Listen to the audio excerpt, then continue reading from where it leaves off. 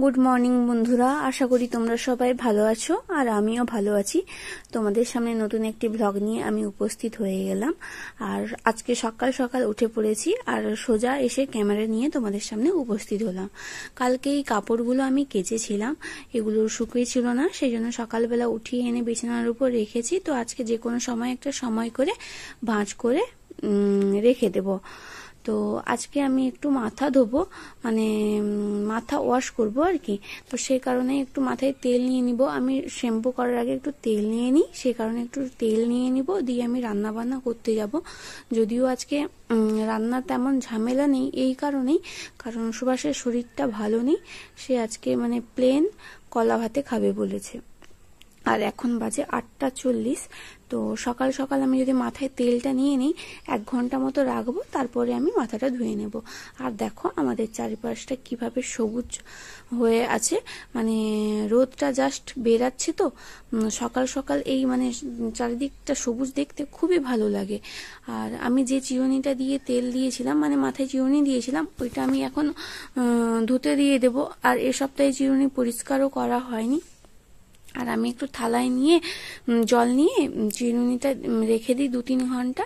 তো একটু স্যাভলন দিয়ে দিব, তারপরে একটু গুঁড়ো সাবান যে সেগুলো দিয়ে দিব।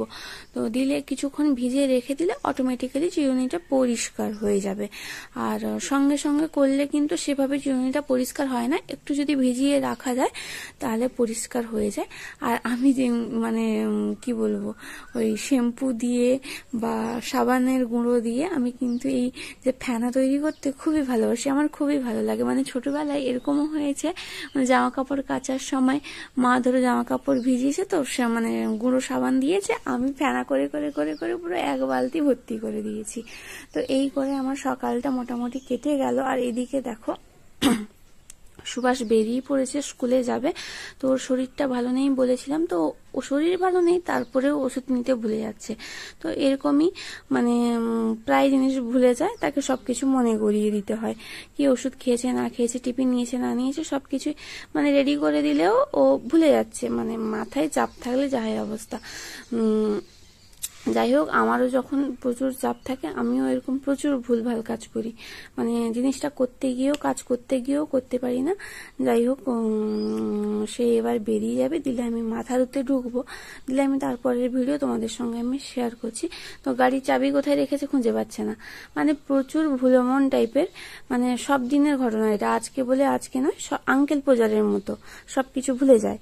আর এদিকে দেখো বন্ধুরা, আমি স্নান টান করে চলে এসেছি, দিয়ে মাথায় চিরুনি দিচ্ছি। তো আমি শ্যাম্পু করে এলে একটু মাথায় চিরুনি দিয়ে দিই, এ কারণে সেই অবস্থায় যদি একটু রেখে দিই একটু বেশি জট লেগে যায়, তো তখন ছাড়াতে আমার একটু অসুবিধে হয়ে যায়। সে কারণেই আমি মানে একটু চিরুনি দিয়ে নিচ্ছি। যদিও ভিজে চুলে চিরুনি দিতে নেই, কারণ লোকে বলে নাকি গোড়া হালকা হয়ে যায়, কথাটা কিন্তু ঠিকই। আর এদিকে কিছু জামা কাপড় আমি একটু ধুতে দিয়ে দেবো, যদিও কাঁচা নেই এগুলো, তবুও আমি একটু জল চালিয়ে হালকা একটু সাবান দিয়ে একটু মানে জাস্ট ওয়াশ, মানে পুরো ডিপ ওয়াশ নয়, হালকা ওয়াশ করে নেব। আর এদিকে দেখো আমি মাথায় যে ফুলগুলো দুটো দিয়েছিলাম এই সপ্তাহে সেগুলো ভিজিয়ে দিয়েছি, আর দুটো ক্লিপ যেগুলো আমি তেল দেওয়ার পর মাথায় দিয়েছিলাম সেগুলো দিয়ে দিয়েছি, কারণ তেল দেওয়ার পর জানো যে জিনিসই দেওয়া হোক না কেন সেটা চটচটে ভাব হয়ে যায়। আর এদিকে দেখো সেগুলো ভিজিয়ে দিয়ে আসার পর আমার কিন্তু চুলটা অনেকটাই শুকে গেছে, তোমরা দেখে বুঝতে পারছো। আর এদিকে গোটা আমার ব্রণ বেরিয়ে গেছে মুখে, সেগুলোই আমি ক্লিপিংসগুলো নিয়ে রেখেছি। ব্রণ আমার খুবই কম বেরায়, এবং যখন বেরায় তখন পরপরই বেরাতে থাকে, জানি না হরমোনাল ইমব্যালেন্স হোক, যাই হোক যে কারণেই হোক মোটামুটি ব্রণ বেরিয়েছে 3-4টা। আর এদিকে দেখো দুপুরে হয়েছিল তোমার মাছের ভাজা আর এঁচুড়ের তরকারি, আর তোমার পুঁই শাক আর ডাঁটা দিয়ে একটা রায়তা টাইপের। আর প্রত্যেকটা মেয়েরই শখের জিনিস থাকে নখ, আর সেই নখটাই আমার গেছে ভেঙে আজকে, মানে অনেকক্ষণ ধরেই শ্যাম্পু করতে গিয়ে নখটা নরম হয়ে গেছে, অনেকটাই বড় হয়ে গেছিল আমার, যদিও নখ বেশি দিন হাতে থাকে না, সে কারণেই ভেঙে গেছে। তো আর কি করব, ফেলেই দিলাম। তোমাদের ভিডিওটা কেমন লাগলো জানিও, সবাইকে টাটা।